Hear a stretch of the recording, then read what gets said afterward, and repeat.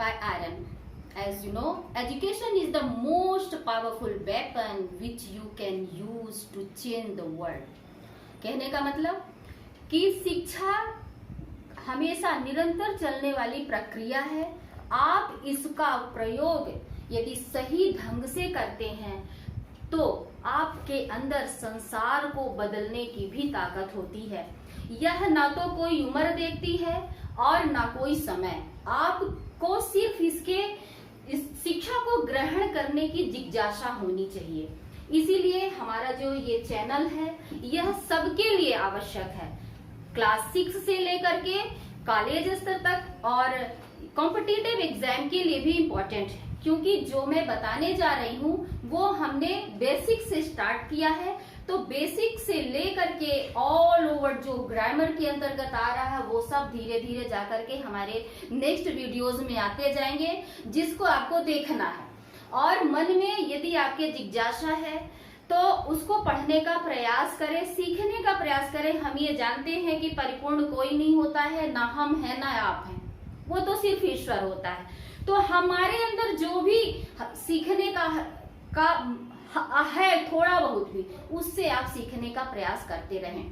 तो अब आगे हम चलते हैं। हम आपको बता रहे थे the categories of parts of speech, जिनमें से हमने आपको 7 कैटेगरीज के बारे में एक्सप्लेन कर दिया, उसका डेफिनेशन बताया, उसके एग्जाम्पल को सिखाया और समझाया। नेक्स्ट हमारा है कंजंक्शन। कंजंक्शन का मतलब आप सभी जानते हैं संयोजक, जिसको मैं रिटर्न करके बताती हूँ।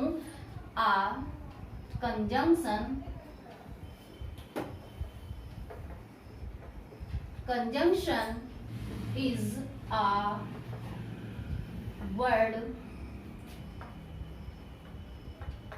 which is used to join words, phrases,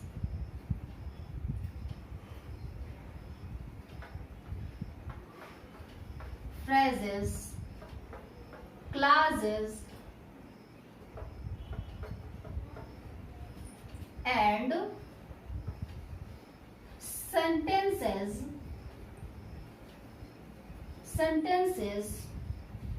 to one another. आपको कंजंक्शन हमने बताया। कंजंक्शन मीन्स होता है संयोजक। संयोजक यानी ऐड करने वाला, जोड़ने वाला। तो ये किसको जोड़ता है? ये आपके फ्रेजेस को, सबसे पहले वर्ड्स को जोड़ेगा। नेक्स्ट आपके फ्रेजेस को भी जोड़ता है, क्लासेस को भी ऐड करता है एंड सेंटेंसेस को भी। अब ये आते कौन कौन से हैं उनको हम थोड़ा सा बताना चाहेंगे कि किस किस से हम 2 सेंटेंसेस, 2 वर्ड्स, 2 क्लासेस और फ्रेजेस को ऐड कर सकते हैं। तो जैसे हमारा हुआ एंड, बट, और, so, for, till, because, since, etc। यानी कि हम चल रहे हैं कंजंक्शन में। कंजंक्शन को हम एंड से, बट से, और से, सो से, फॉर से, टिल से, एक्सेट्रा हमने दिया है। यानी कि अब जब इसके हम काइंड्स ऑफ कंजंक्शन पढ़ाएंगे तो इसके जो काइंड्स में आएंगे वो उनको अलग डिवाइड कर दिया जाएगा। इसलिए हमने इसको ETC लिखा है कि अभी और भी हैं, आपको और भी पढ़ना है। तो आगे जा करके इन सब के जो यूजेस बताए जाएंगे, इन सब के अलग अलग रूल्स होते हैं वो बताए जाएंगे। एक एग्जाम्पल के द्वारा थोड़ा सा हम आपको बताएंगे कि 2 वर्ड्स को ये कैसे ऐड करते हैं। तो हमने दिया pen and copy. Pen and copy, तो ये क्या हुआ? पेन एक वर्ड, कॉपी क्या हुआ? दूसरा वर्ड। तो ये 2 वर्ड को किससे हमने जोड़ दिया? पेन और कॉपी, इससे जोड़ दिया। 2 राम एंड मोहन, 2 व्यक्तियों को जोड़ दिया हमने। ये भी वर्ड है, ये भी वर्ड है, नाउन है बट वर्ड है। तो यहाँ ये एंड से इसको भी जोड़ दिया। अब इनका सेंटेंसेस में हम कैसे यूज करेंगे? इनका सेंटेंसेस में यूज करने के लिए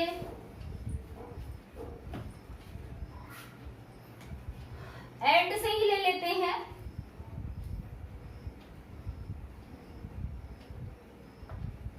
Ram and Mohan are two brothers. एक सेंटेंस हमारा बन गया, राम और मोहन दो भाई हैं। बट का ले लेते हैं हम, बट से यूज करते हैं, तो बट में हो गया हमारा वर्क हार्ड और से और you will fair. Okay, next हमारा इसी प्रकार से बहुत है, सारे के सारे एक एग्जाम्पल हम बता सकते हैं, बट से बता देते हैं। तो C is hard worker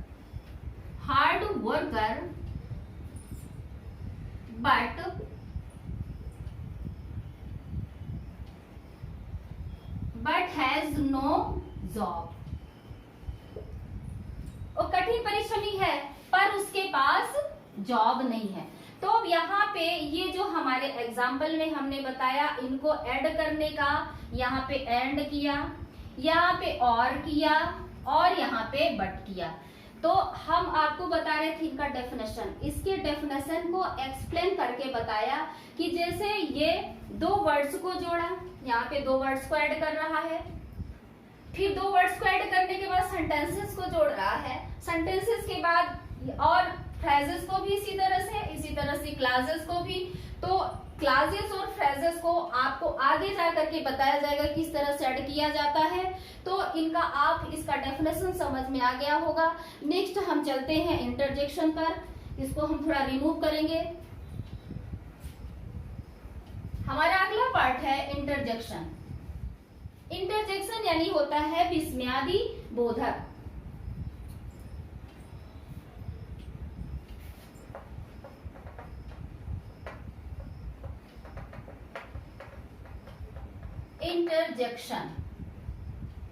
interjection यानी होता है विस्मयादि बोधक। इसको हम आपको समझाते हैं एक इसके डेफिनेशन से, हिंदी में बता दें, यह जो खुशी, विस्मय, विषाद, हर्ष, दुख, ये जो जितनी भी फीलिंग्स हमारे अंदर उत्पन्न होती है और उन फीलिंग्स को आते ही जिन वर्ड्स का हम यूज करते हैं वो इंटरजेक्शन के अंतर्गत आता है। तो इंटरजेक्शन हो जाएगा एन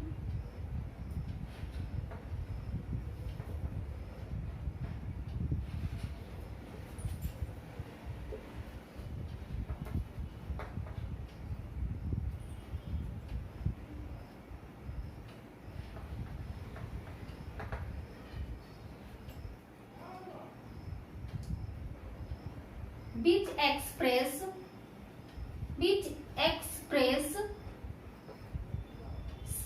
some sudden feelings।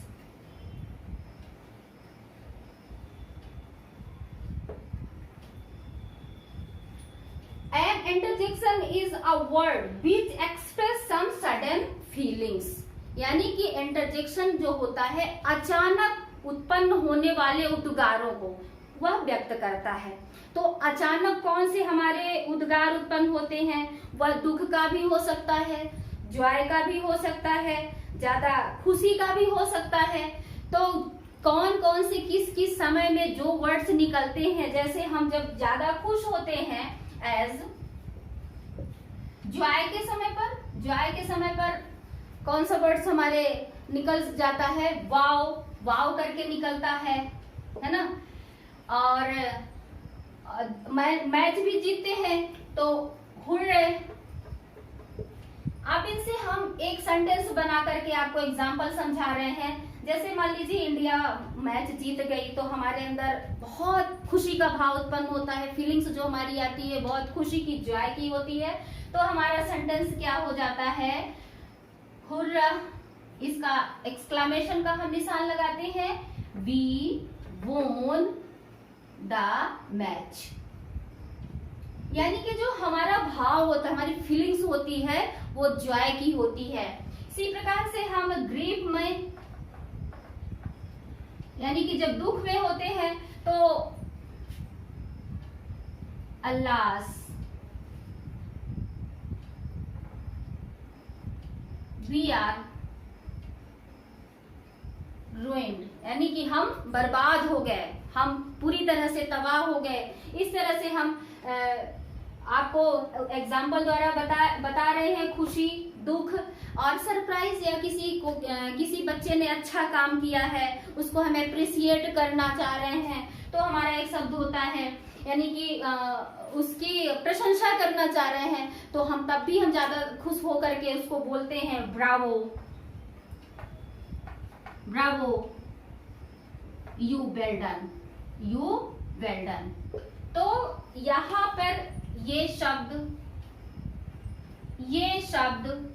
और ये शब्द, ये आपको इंटरजेक्शन यानी कि विस्मय का, यानी कि आपको आपकी वो फीलिंग्स को बता रहा है, हाँ, खुशी का भी, दुख का भी और एप्रिसिएशन का भी, ये सारी आपकी फीलिंग्स बताई जा रही है। तो हम आपको डिस्कशन करके बता रहे थे कि इंटरजेक्शन जो है, इंटरजेक्शन क्या होता है, जो हमारे अंदर की फीलिंग्स को, अच्छी है, बुरी है, सरप्राइजेस है, कुछ भी है, उनको बताने का प्रयास करती है। तो इसके एग्जाम्पल से इसके डेफिनेशन को आप अच्छी तरह से समझ गए होंगे। आशा करती हूँ कि आपको हमारा वीडियो बहुत पसंद आया होगा और पढ़ने का प्रयास करते रहिएगा और सीखने का भी प्रयास करते रहिएगा। शिक्षक सिर्फ सिखाता है, सारी चीजें आपके अंदर होती हैं। इसी आशा के साथ हाँ, आज हमारा ये पार्ट्स ऑफ स्पीच की कैटेगरी समाप्त होती है और नेक्स्ट हमारा वीडियो जो आएगा वो है नाउन्स के बारे में बताएंगे, काइंड्स ऑफ नाउन के बारे में बताया जाएगा, जिसको आप लगातार देखते रहिएगा। Thank you so much for watching my video. Thanks.